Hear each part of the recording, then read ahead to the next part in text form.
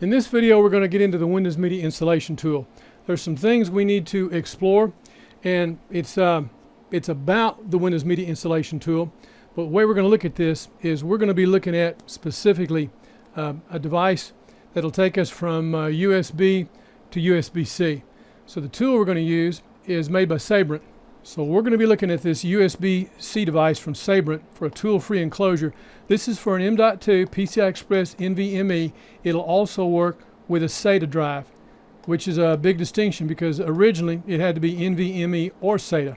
And from our standpoint, we're looking at NVMe. Now this question originally came up with one of our subscribers who asked, how fast does Windows install on a RAID? That's not the issue. Windows does not install any faster on the RAID than it does a regular machine. This may get a little involved, but if you'll stay with me, the result hopefully is going to be that we have a faster Windows Media installation. Because the real problem with this, installing Windows is a three-step process.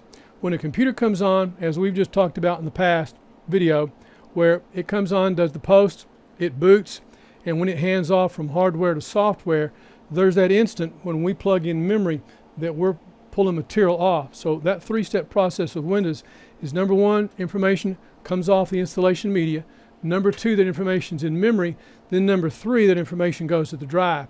Okay, of that three-step process, when it goes to the drive controller and says what's going on, at that point, if we're like with a RAID controller like we're using right now, okay, we can slipstream those drivers. We have a separate video on that.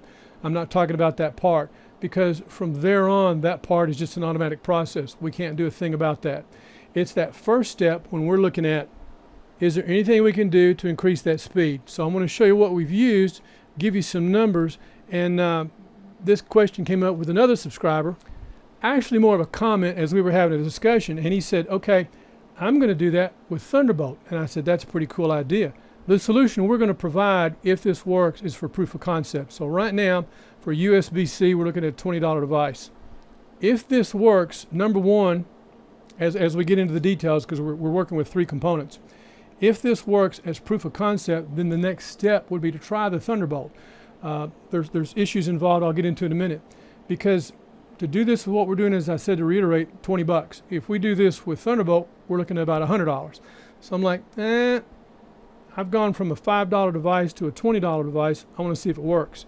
Now, this little device from Sabrent could be multi-purpose. One, I want to see if I can create a Windows installation media, and I'll tell you what we're dealing with because there's parameters that I don't think anybody's thought about. I've been working through this in my head for a long time, and I decided, okay, after we've had so many guys come at me with this from different directions, and now that Windows 11 is coming out, we got to figure out a way, if at all possible, to try to install Windows faster. So that's where I'm at with this device from Sabrent. So the title of this video is going to be about this Sabrent device. Okay, here's what we're dealing with. The Windows Media Creation Tool, you have to have a disk. Well, let's look at some specs for the format. The problem we're dealing with is there are two requirements for the Windows Media Creation Tool. Number one, the disk has to be 32 gigs or less, and number two, the disk has to be FAT32.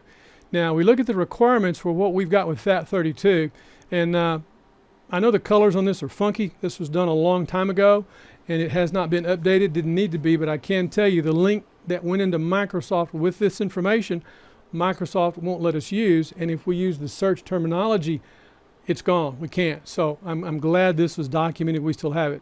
So what I want you to understand is we have to work with FAT32.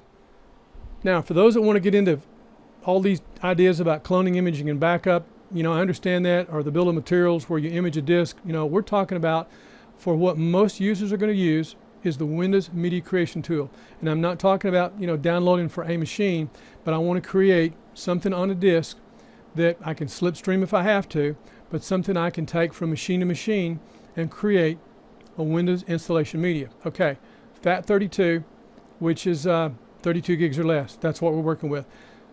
The point of that is that technology is from 1996. So when we talk about installing Windows, there are issues we're dealing with. We have to crawl before we can walk, before we can run. And this is the point at which we are crawling because we are using technology from 1996 that came out with Windows 95 to get the operating system installed. Until that changes, we're dealing with FAT32 and 32 gigs or less. Okay. This disk that I'm using, the problem is the speed of this three-step process. The question is this a rabbit hole or is this going to work? Can I speed this process up? Now, if you examine the technology with USB, again, we've got three components. And I need to make the distinction of this. Someone took issue when I talked about an M.2 drive as memory. All these different formats of memory, typically when someone says memory, they mean RAM. Well, there's lots of different kinds of memory. So in terms of the memory that is in a thumb drive, whatever kind of memory that's in there, it's memory. So for the sake of this discussion, we have three components. We have memory, we have a chipset, and an interface. And a lot of times, the chipset will design the interface as a package. It expedites. Now, if we increase the capacity of this, we'd get faster. Okay, what's the speed? We're looking at 200 megabytes. And 200 megabytes is as fast as we can go with this. And again, to reiterate, if we increase the capacity of this with USB, which is USB 3, we could go to a faster capacity. But the problem is we have to stick with 32 gigs or less. So what we want to do is see if we can take a PCI Express NVMe drive that has a USB-C connection. So we've changed the interface for a faster interface. We've changed the memory for faster memory. Now this is going to be PCI Express 3.0. So our fastest is going to go from 200 megabytes to 3,500 megabytes, which means at 3,500 megabytes per second, we could overrun the bus. We will not, but we're going to see what's going to happen. Now the problem we had with NVMe is the capacity. Go try looking for an NVMe drive that's 32 gigs or less. What we came up with is Intel Optane. So for those of you that asked about Intel Optane, here it is. And what we happened to find, we could get Intel Optane in 32 gigs or 16 gigs. And we chose the smaller one. It'll be big enough because this is proof of concept. So what we need to do is build it. We're going to take this enclosure, we're going to put this memory in this enclosure, then we're going to plug this in, and then we're going to run the Windows Media Creation tool. We'll see what we come up with. Then the next step, we've got another M.2 card we're going to need to install. So this RAID, we've just updated the BIOS, but this RAID that's on the ROS M.2 card we're going to destroy because another subscriber asked another question about the GI card. What do you know about the GI card? I said, never heard of it. So we finally got one shipped from China. We're going to look at it, we'll use that, and we'll do the install with this and see what happens. So if this is kind of involved, hopefully not too convoluted, but I decided after all these questions kept coming around, and when someone said they were going to do this with Thunderbolt, which was in the back of my mind, I said, well, let's see first if we can do it with USB-C. Then we'll take the next step. So we're going to build this, and let's see if there's any benefit. So let's get this out. Now this enclosure will work with whatever system you got, Mac, Windows, and Linux. So this is the Sabrent USB-C enclosure for an M.2, and we'll have a link up to it. And it'll be interesting to see if anybody watches this. Some of you may, some of you may not, but I'm taking the time to do it, so I hope you will. And when you start installing Windows 11, I'm sure a lot more will. Nice short cable. We've also got a thumb screw here in the package. We'll get the drive out. It's a good looking enclosure. Has a serial number on it. It's a nice piece of metal, so it looks like it should have a pretty good heat sink on it. We push the button to open it. Lid pops up, and the enclosure opens right up. And for those wondering about the formats, in other words, the size of the drive, let's take a look at that.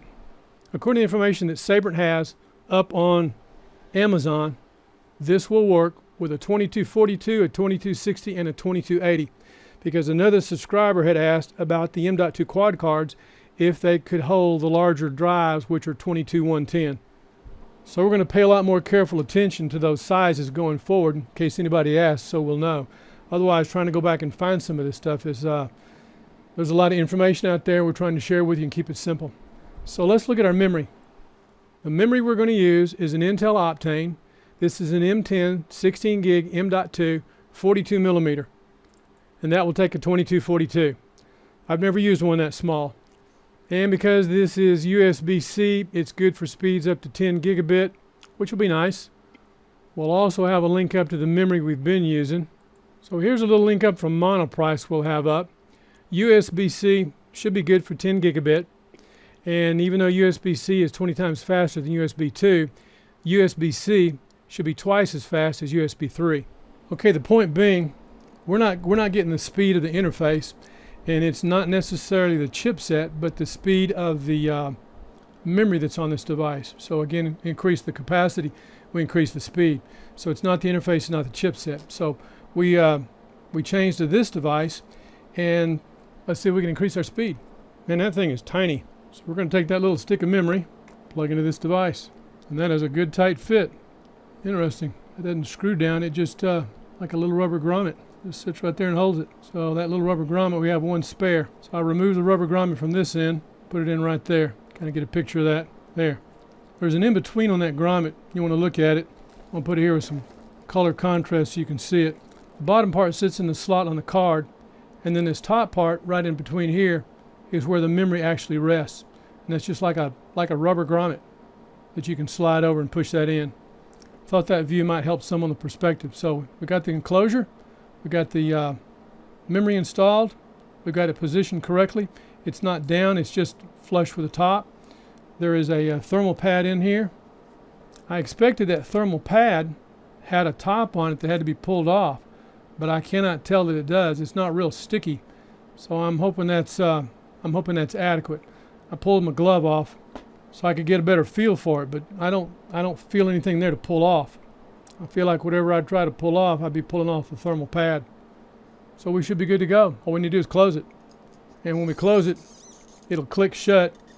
It's got a button there we can push to pop it open again. And it popped, so it's in tight. So now that we've got it assembled, let's put our cable together, see if it works. Sabrent even says they have an extended 2-year warranty. Interesting. Register the product. Sabrent makes a lot of stuff that we didn't go pick it because it was Sabrent. We were looking at it because of the chipset. So just to let you know that out there. About like the memory. And there are others with other chipsets, but we chose the Sabrent. I will say right now there's a lot of people that are going to be interested in probably cloning their machines pretty soon. And this little device may be a good way to do that. When we had our last live Builder Buy meetings, we were looking at some stuff like this, but we just never got around to doing a video on it. So we're doing this video. So this has been brewing for quite some time. So let's see how this works. Plug in the cable, and of course the cable, because it's USB-C, goes anyway. We're going to plug it into the computer. Now what I expect, I'm going to put the computer screen up because you don't need to see me plugging this in. What you need to see is the computer screen, whatever's going to pop up, because it should recognize the device. And we're going to try this first on a USB-C port, then we'll try it on a Thunderbolt 3 port to make sure it sees it as a USB-C device. Proof of concept.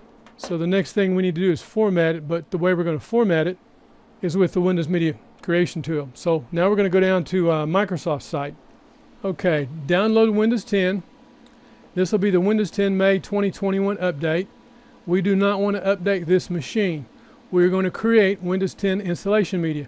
And this will be relevant. We haven't done this in a while, or we haven't shown this in a while, but this will be relevant when Windows 11 later becomes available this way. So we'll download the tool, and that's the Media Creation tool. And that tool we will execute. Let it run, getting a few things ready. We'll see if it sees our disk. Remember, this is proof of concept. 1, will we make the material that we need that can be bootable? And 2, will it run the installation? Now, we can quickly, I'm not taking off this screen, I want you to see all this. We can quickly create a disk that we can work from, and I don't mind trying it on this disk. I don't care if it blows out this installation of Windows, because the next video we're looking at the Gigabyte card. So this says getting a few things ready. These processes, there's nothing we can do to speed this up. Okay, upgrade the PC, no. Create installation media, yes. It's going to look for a drive, whether it's a USB flash drive, a DVD, or an ISO. And we're going to say next. And the language, English, edition Windows 10, architecture 64-bit. Now this does not make the distinction of Windows 10 Home or Pro, but we will see that in the installation routine. Use the recommended options for this PC. I'm good with that. Next. And there we are. Now here's the specs. This needs at least 8 gigs. And this little stick of memory we have is 16 gigs. But the largest we can use is 32 gigs. You want to remember that. What happens if you use 64 gigs? It'll look like it works, but when you get ready to install Windows, it'll go through this because it's looking for the end of the drive, because it has to rewrite the end of it looking for the beginning. It'll get confused. It won't work, and you won't know why, and there won't be an error message. It just goes through this loop. Won't work. 32 gigs or less, so that's why I wanted to make this distinction. We haven't done this in a long time, so I think clarity is very important, because this is going to be a big deal, not just for installing Windows 10 faster, but when the time comes to install Windows 11, which is probably about 6 months away, this is going to be really relevant. Can I install Windows faster? Let's find out. So anyway, this is the media we use, and this is how we're going to do it. So let's see if it sees the drive. We can't find a USB flash drive. Refresh the list. Wow, that I was not expecting, because we have USB installed, but it's not USB 3, and because of the technology, there's no way we can speed up the installation of Windows. So, wow. Well, this was the first step proof of concept, and this was $20. The one subscriber that we've been talking to that wants to do this with Thunderbolt, I think he's going to be in for a surprise. Now, what I may do, just for grins, is I'm going to unplug this and plug this into the Thunderbolt 3 port and go at it again. Let's try it one more time. You know, there's always more than one way to accomplish a task, and that's what we're trying to do. I don't know if we're going to get to the end of it, but if you're seeing it, then it's for a reason. You guys ask a question, we try to answer. Okay, since going directly on the motherboard, which means we should have integrated chipset support, Windows is not going to do it. Windows is only going to go to a flash drive. So the chances of us having integrated chipset support for Thunderbolt diminish. And if it won't see a USB-C port for an installation of Windows, we can't speed that up. So we're going to try it. I'm going to unplug it, but I'm going to stop this before we go to the next step. So I'm going to go back. We'll quit the application. Let it do its cleanup. Okay, it's finished. Okay, before I run it again, I'm going to unplug it. And I even have a light on the disk showing there's activity that's right next to the cable. It's a little blue LED. Nice. So now we're going to plug it into a Thunderbolt 3 port and see if we get connectivity. Put you on that screen. And because it's Thunderbolt, we should see something pop up. And what I'll do to simplify what you're going to see, here we go. Well, those Thunderbolt ports are tight. We got Bluetooth, and the disk says we have a light, we have connectivity, but Thunderbolt does not see the device. Now granted, this device is not Thunderbolt 3, but it's still USB-C, so it should work with Thunderbolt. It does not, which means the chipset that Sabrent has used for this device, TISC, is not going to work. That's quite a surprise. So there's nothing that shows a disk, and we don't see any devices attached, and we didn't get to approve anything either. So just for grins, I'll go to Control Panel, Device Manager. It does not show up as a device in Thunderbolt. I expected it would. Okay, let's go ahead and try to run the routine again with the Windows Media Creation tool. See if we make any progress this time. Getting a few things ready. Remember, we have to crawl before we can walk before we run, and we're using a technology from Windows 95 that came out in 1996. And I had hoped and I expected that this would have worked, that we could see the media and create it. Now, whether we could install from the media, that's something else. But I did expect this part to work, and I find this absolutely fascinating. Create installation media, recommended settings again, USB flash drive again, can't find a drive, refresh the list, can't find a drive. Well, I tell you, that is most enlightening. So we'll back out of that. You know, it's interesting, not everything works, but we only had $20 involved in it, so the container will still work to put a regular M.2 NVMe drive in here, which would be PCI Express 3.0, so 3,500 megabytes. If you put a PCI Express 4 drive on here, yes, it will work, but at the slower speed, and the speed of the drive is not the issue. It's the and it's not the interface. It's probably going to be the chipset that's on here. So anyway, if you need to clone, image, or back up a machine, well, first of all, put the new drive in here, then use the cloning software like Macro and Reflect and clone your existing drive to whatever's in here, then swap them out. You got your backup. because it's been cloned. And whatever's in here then goes into the main machine and you're back in business. So we couldn't use this for our purpose for a Windows installation, but this could be used, as we've just stated, to clone a machine or to give you access. Or say you're doing video editing. You can get a device like this and put the capacity of drive in there you want. And your limitation, of course, is going to be the chipset and the interface. This is USB-C. But this is faster than USB 3. So even if you're editing files on something like this and you need this for transport, I could see putting a 2 terabyte drive in here. Now, the chipset that's in here should support an 8 terabyte drive. And I believe that's the largest the Phison E18 will support right now. Now, will this support PCI Express 5.0? I don't know. Have no idea. That's something that we'll have to wait and see. But you know what I know. This didn't work, but not everything does. So, on a side note, there's going to be some of you that are going to ask me, did Windows actually see the disk just based on Device Manager? Yes, but because the media is new, it hadn't been formatted. So what I'll do now is take you into Control Panel. We'll look at Computer Management and Disk Management, and I'll show you. Right there, when we go to Disk Management, that is the disk that we need to do something with. What's curious is because of the size, it wants to set it to GPT instead of an MBR. But that's the disk 1, and it shows that little drive. Now we'd need to set it for MBR because of what we were trying to do. But anyway, my point is, it does see the disk. And if this were a regular NVMe drive, absolutely we'd set it to GPT because it's going to be for the installation. Not Windows Media Installation or the Windows Media Installation tool, but for the clone image or backup of a regular machine, which would be a regular size drive. But I wanted to show you, yes, Windows sees it. So thanks for watching. We got one more item we're going to try. We're going to see if we dumb this thing down, if we can take it from USB-C to USB 3 with an adapter, and with that adapter, then we'll see if Windows can recognize it. That'll be the first part. Then the second part of this last part will be to see if we can do the Windows Media installation without the USB 3 adapter to go to USB-C, see if we can do an install. So, I had thought about this, then I had forgotten about it, then I got to thinking about it, and as I was watching this, I got to thinking about it again. So, we've got a couple of adapters. These are Syntek, USB-C female to USB male. And if this works, we'll see how far it works. I'm still not ready to give up on the rabbit hole. Well, those are pretty. 3 in a pack. And all we need is 1. Now they come in several different colors. We chose the blue because we thought it would help differentiate from all the other stuff that we do. They have black, I think gray. Yeah, perfect. And of course the blue. And then I believe there was red was the other color they had. So let's see what this does. So all we have to do, put these two together, plug this in and run the Windows Media Creation tool again and see what happens.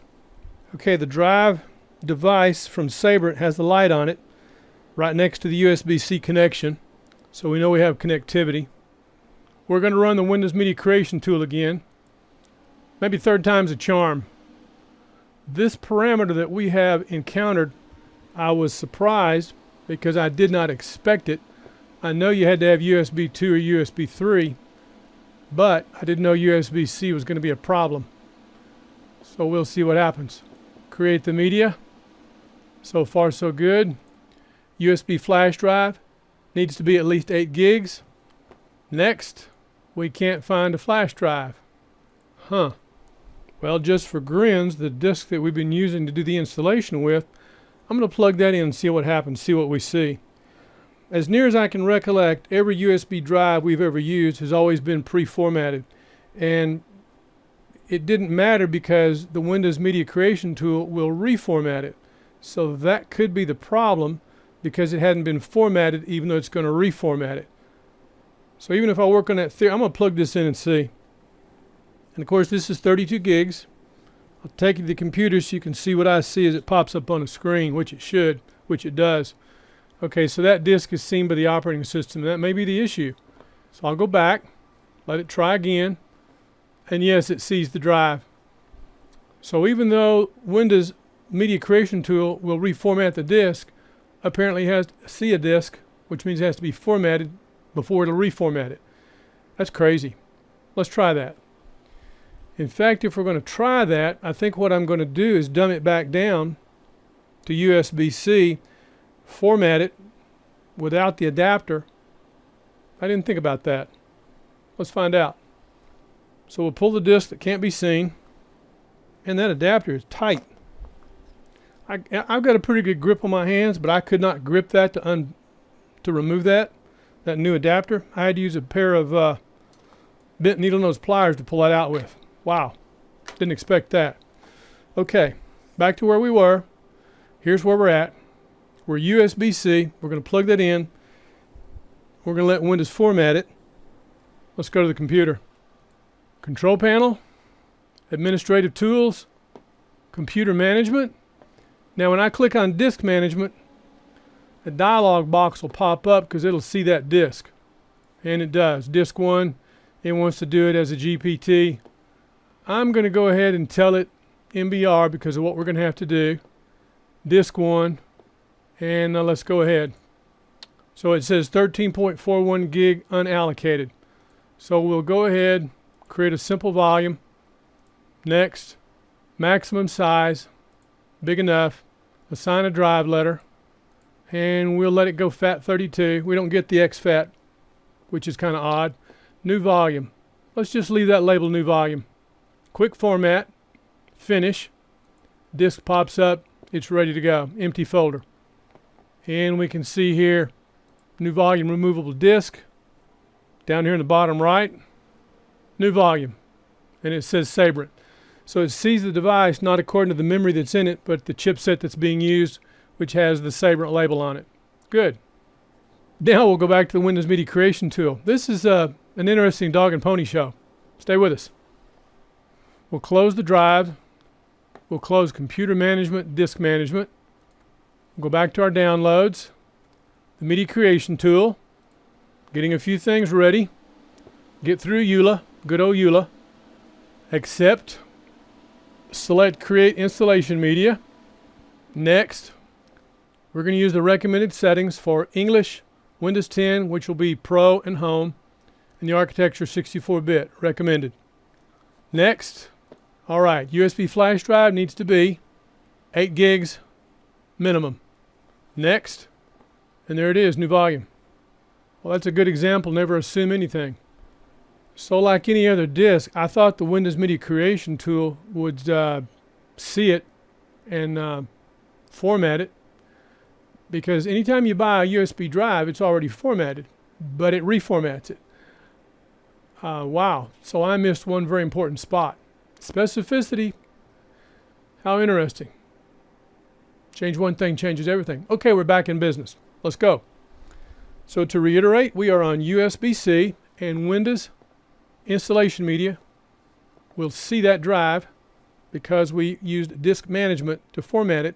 And remember, we're using Intel Optane memory. That's as small as we could get, as fast as we could get. I should have formatted it. So that's the onus is on me. Never assume anything.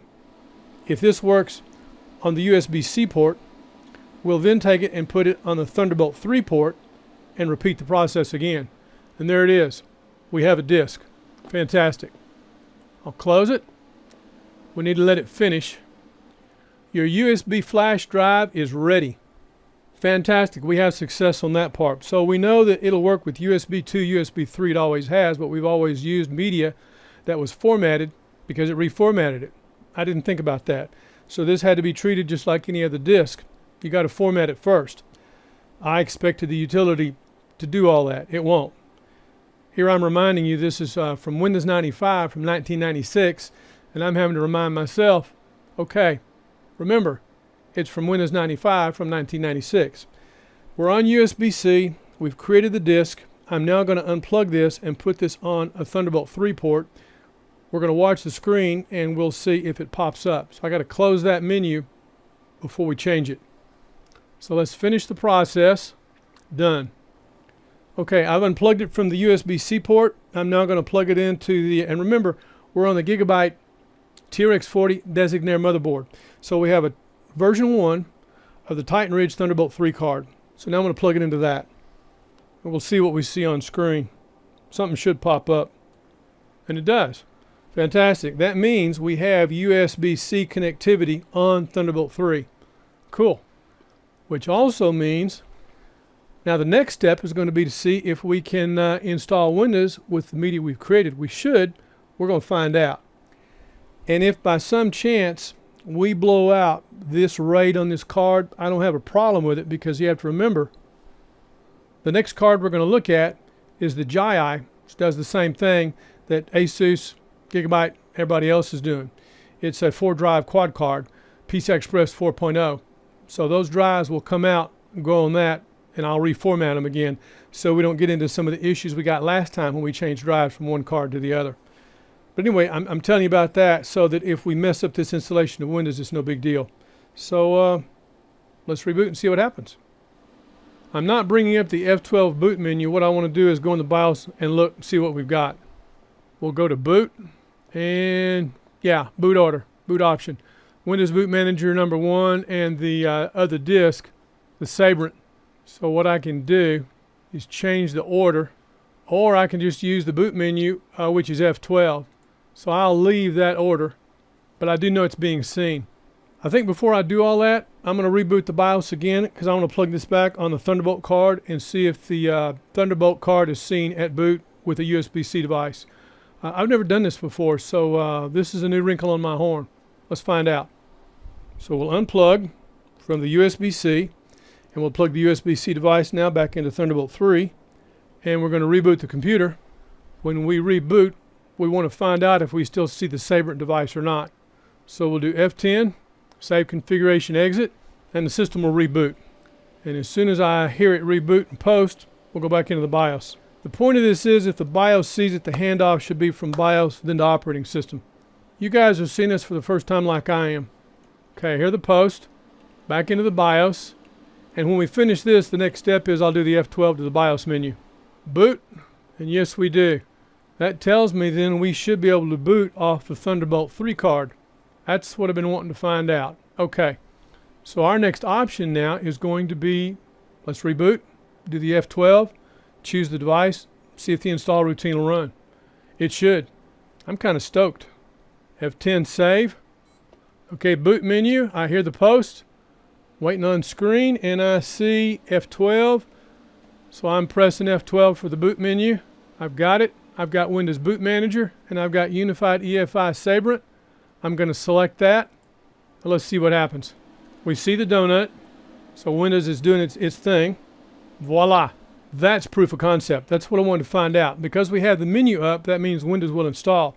So what I want to do now is I'm going to go back into Windows, and I'd like to test that drive, and I want to compare the two drives for the speed difference, because now we know, and the other subscriber that wants to install Windows from Thunderbolt, we know he can do it, because we've already proven that USB-C works from the motherboard.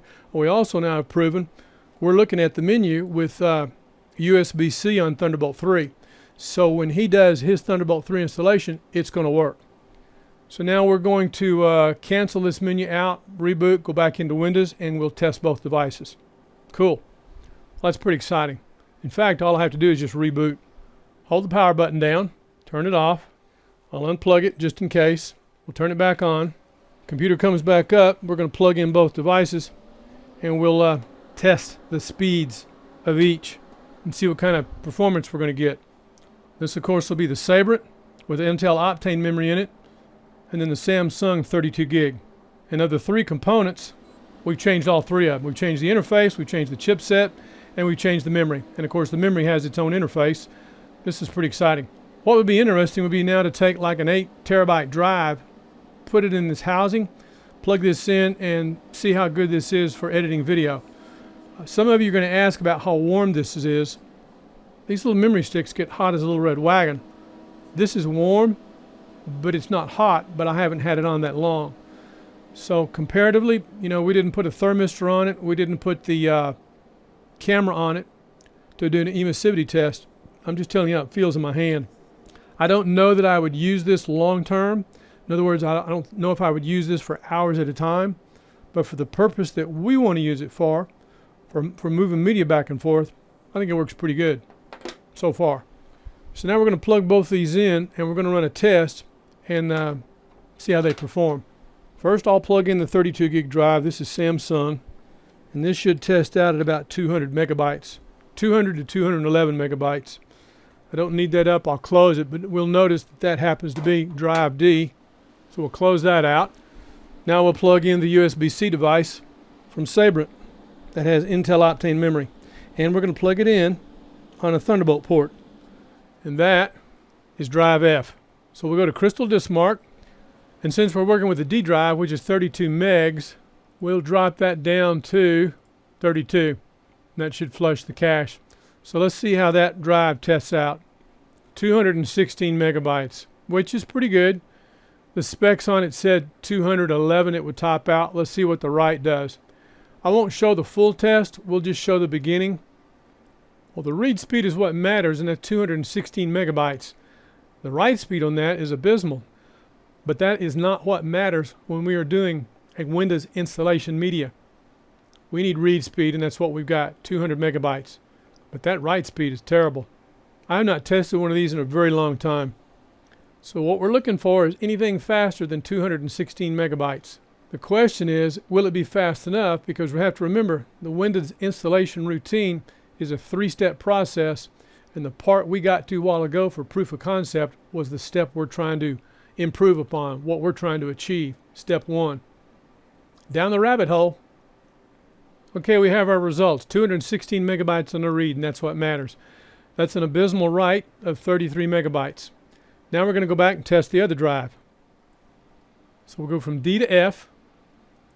We'll reduce that to 16 megabytes for a fair comparison. And let's go for the test. And this test is going to be on USB-C, which is actually plugged in to the Thunderbolt 3. Specifically, the Gigabyte Titan Ridge Thunderbolt 3 Revision 1 card that has the firmware update. Interesting. And for our purpose, the read speed is what we're after. So we've gone from 216 megabytes to 946 megabytes. Okay. As fast as it is it going to be fast enough? I don't know. I'm curious. This was, I don't think it was an exercise in futility, but I do think it was something we needed to explore since we've had the question come at us several different directions. So you won't see all this. We'll just look at the read. We'll look at the write. I'll reiterate it. So there we have our stats. 946 megabytes on the read as opposed to 216 megabytes on the read. And of course on our write, 180 megabytes. That's pretty good numbers. The question is, of the 3-step process, is that going to be good enough? Well, what I can say is we have created a new Windows installation media disk, which brings us to the next point. Now that we've done this with proof of concept and we see the speed improvement, we need to now take the Windows 11 ISO, which is out of the developers channel. We've got another video and a link that talks about that. Put that on this disk, and then we're good to go for an install of Windows 11, even though it's not available as a Windows Media Installation Creation Tool disk yet. But there's some hoops we have to jump through to make that work. So if we get some questions about it, we'll show you. Otherwise, we now have a new Windows 10 installation media. So this is Builder By. I want to thank you guys for watching. My name's Gil Boyd. We're on to the next video. We're out.